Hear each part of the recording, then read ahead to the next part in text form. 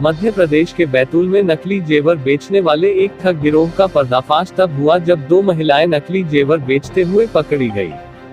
सर्राफा व्यवसायियों ने इन्हें पकड़कर पुलिस के सुपुर्द कर दिया। पुलिस ने इनके खिलाफ मामला दर्ज करते हुए इनके पास से नकदी राशि और नकली जेवर जब्त कर मामले की जांच शुरू कर दी है।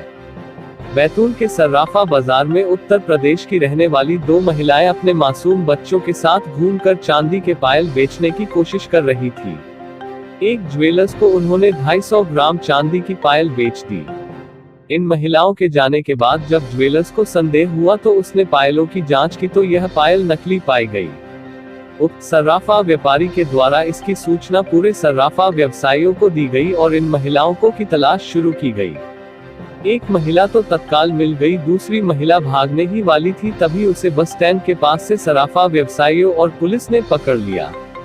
पुलिस का कहना है कि मूलतः उत्तर प्रदेश की रहने वाली इन महिलाओं के पास से 26,000 की नकद राशि और ज्यादा मात्रा में चांदी के नकली आभूषण बरामद किए गए हैं। इन आभूषणों की जांच कराई गई तो यह नकली पाए गए।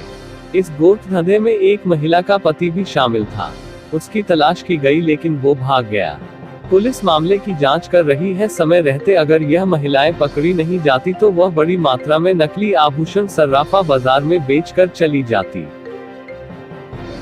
जी भैया बताइए, जो अभी ये 2 महिलाएं आई थी, क्या पूरा मामला था, क्या हुआ? ये महिलाएं सवेरे से ही सर्राफा बाज़ार में घूम रही थी और मेरे यहाँ भी अलंकार ज्वेलर्स पे आई थी, धनश्री ज्वेलर्स पे आई थी कि हमको ये चांदी की पायलें हैं जो कि 0% की आती है, गिलट की आती हैं और वो बेचना है। तो हमने भगा दिया, हमने बिल लेके आइए आप, और बगैर उसके हम ख़रीदेंगे भी नहीं, रखेंगे, गिरवी भी नहीं रखेंगे। तो ये बाज़ार में घूमते घूमते ये जय ज्वेलर्स पे पहुंची और वहाँ पर इन्होंने वो पायलें बेच दी। और वहाँ पर जब उन्होंने चेक किया तो पायलें 0% चांदी की निकली।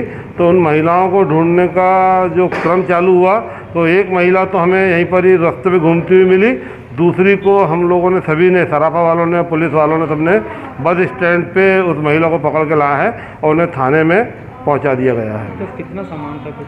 ये करीबन 250 ग्राम की 2 पायलें थी वहाँ पर, और भी उनके पास दूसरी जो महिला थी उसके पास से भी बहुत सी पायलें मिली है जिसे पुलिस ने वहाँ जब्त किया हुआ है और उनको पकड़ के रखा हुआ, हिरासत में ले लिया है पुलिस ने।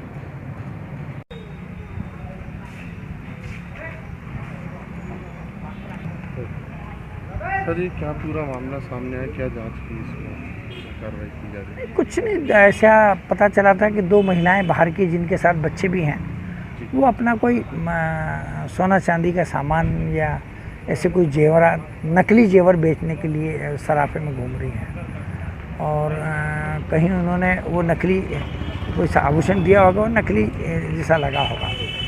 जो हुलिया हमको मिला था उस हुलिये के आधार पे देखा तो वो 2 महिलाएं हमको मिली।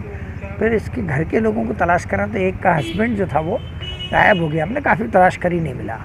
फिर शाम को इनको लेके हम आए, दोनों के साथ बच्चे हैं और इनके जो वो गोटा पायल चांदी जो बोलते हैं वो मतलब 1-2-4% किसी में जो होती होगी, बाकी पूरा वो गिलेट टाइप एक उस टाइप की धातु है। तो ये शायद इस प्रकार के यूपी की महिलाएं हैं। यहाँ आने का कोई ज़्यादा उचित कारण नहीं बता पा रही हैं। हस्बैंड इनका भाग गया है। बैतूल में ये क्यों उतरी? रात में ये पिछली रात बैतूल उतरी थी, रात 10 बजे बस स्टैंड पे, और फिर उतर के यहाँ रही। यहीं क्यों उतरी और फिर यहाँ से अगर सुबह वो उठ गई थी तो निकल के क्यों नहीं गई?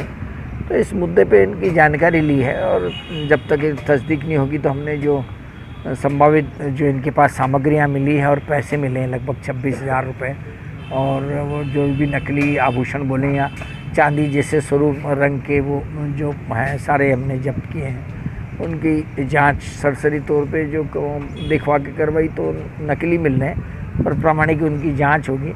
और अगर ये प्रमाणित कर देंगे कि इनका है, अपना है, और इस इतनी तादाद में लेके घूमना, कोई दुकानदार नहीं है, विक्रेता नहीं है, फिर ये रखने का कुछ न कुछ गड़बड़। तो कस्बे के लोग इस प्रकार के फ्रॉड से बच गए। समय रहते पुलिस ने इनको रख लिया। छोटे बच्चे हैं तब उसके लिए माननीय न्यायालय जो भी निर्णय लेगी वो काम होगा। और हम भी कोशिश करेंगे कि ये पूरा तस्दीक आखिर बैतूल से इनका क्या कनेक्शन है। कितने दुकानदारों को ठग चुके हैं? अभी यहाँ पे ये तो इस मामले में पूरा इनकार बता रहे हैं कि हम पहली बार आए हैं, पति के साथ आ गए हैं, भोपाल आए थे, भोपाल से फिर यहाँ आए, पर ये संतोषजनक नहीं है। पूर्व के अपराधों में भी हमने पूछा कि हमारे यहाँ से जो आभूषणों की चोरियाँ हुई तो उसमें इनका इन्वॉल्वनेस, तो वो जो पुराने जो इनकी फुटप्रिंट फ़ोटो और ये वो, तो उसमें इस हुलिये के बारे में इनका आना जाने का नहीं पाया है। पर ये यहाँ आ रहे हैं तो कुछ न कुछ हमको शंका है कि इनका इससे बैतूल से कोई कनेक्शन हो या किसी से संपर्क में हो, तो उस मामले पे पुलिस जांच कर रही है। और अभी कोई ऐसा बड़ा फ्रॉड नहीं आया कि समय रहते अगर ये नहीं पकड़े जाते तो बड़ा फ्रॉड होता। और सराफा वालों ने ही सूचना दी, मैं उनका आभारी हूँ कि उन्होंने सूचना दी कि इस प्रकार के लोग ये बेचने के लिए घूम रहे हैं। अगर वो खबर नहीं देते तो हो सकता है किसी को बना देते। उन्होंने अपने ग्रुप में भी मैसेज डाले हैं, तो एक कोई प्रकार की घटना घटित होने से बच गई। सोशल मीडिया की जागरूकता से भी हाँ, ये सराफा एसोसिएशन का सहयोग, उनका सोशल मीडिया पे आपस में संपर्क, तो एक कोई अनहोनी घटना घटने से टल गई। अभी हमने करा है, कोर्ट भेज रहे हैं, माननीय न्यायालय जो निर्णय करेगी पता चल जाएगा। तो सराफा की भी सजगता है, समय पे सूचना और समय पे कोतवाली पुलिस क्या कुछ मूल्य निकाला कितने के? नहीं, वो आभूषणों की तो वो जैसे हमने गोठी जी को दिखाया था, तो अरुण गोठी जी को, तो वो शून्य की, मतलब वो नकली हैं सारे। और चाहे नकली हैं, पर जैसे इनके पास 26,000 की राशि मिलना 2 महिलाओं पर, तो कहीं न कहीं कुछ न कुछ शंका आती है। अब वो अगर अपनी बात प्रमाणित करेगी तो न्यायालय में हम अपनी बात करेंगे, वो अपनी बात करेंगे, और एक कोई प्रकार की घटना टल गई।